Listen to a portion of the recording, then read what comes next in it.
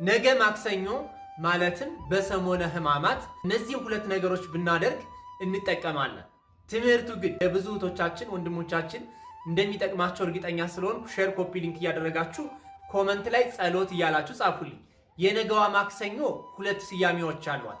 አንደኛው የጥያቄ ቀን፣ ሁለተኛ ደግሞ የትምህርት ቀን ትባላለች። የጥያቄ ቀን የተባለው ክብር ይግባውና ጌታችን አምላካችን መድኃኒታችን ኢየሱስ ክርስቶስ ለሰው ልጆች ስልጣንን ሹመትን የሚሰጥ አምላክ ሲሆን በጸሐፍት ፈሪሳውያን በቤተ መቅደስ ውስጥ ያደረገውን ሥራ ማለትም አንጽሖተ ቤተ መቅደስን መሠረት አድርገው ከምድራውያን ነገሥታት ከሌዋውያን ካህናት ያይደለ ታምራትን የምታደርግ የምታስተምር አንተ ማነህ ብለው ጠይቀውታል።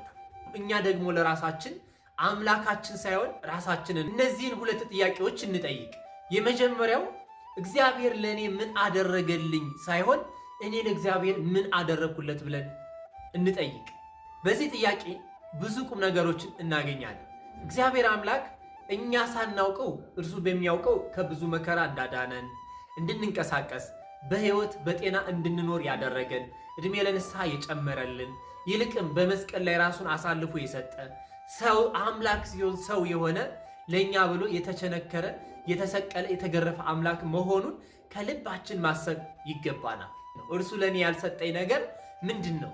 ያልሰጠኝስ ለምንድን ነው? ባለመስጠቱ ያገኘሁት ጥቅም ምንድን ነው ብለን ራሳችንን መጠየቅ አለብን።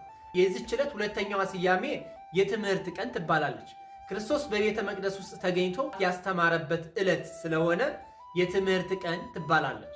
እናንተ በቤተ ክርስቲያን ውስጥ የተማራችሁትን ትምህርት ስንቱን ወደ ሕይወታችሁ ቀይራችኋል? በመማራችሁ ያገኛችሁት ነገር ምንድን ነው? ተምራችሁስ ወደ ሕይወታችሁ ለማምጣት የከበዳችሁ የትኛው ነው? ይህን ራሳችሁ ልትጠይቁ ይገባል። ብዙ ጊዜ ቤተ ክርስቲያን ለጸሎት ተመላልሳችሁ፣ ብዙ ትምህርት ተምራችሁ፣ ብዙ ስብከት አዳምጣችሁ፣ ብዙ መዝሙር ሰምታችሁ ወደ ሕይወታችሁ የቀየራችሁትና ከፈጣሪያችሁ ጋር የተገናኛችሁበት የትኛውን የትምህርት አይነት ነው? እነዚህ ሁለት ጥያቄዎች ጠይቃችሁ ብትመልሱ በሕይወታችሁ አንድ ነገር ትጨምራላችሁ።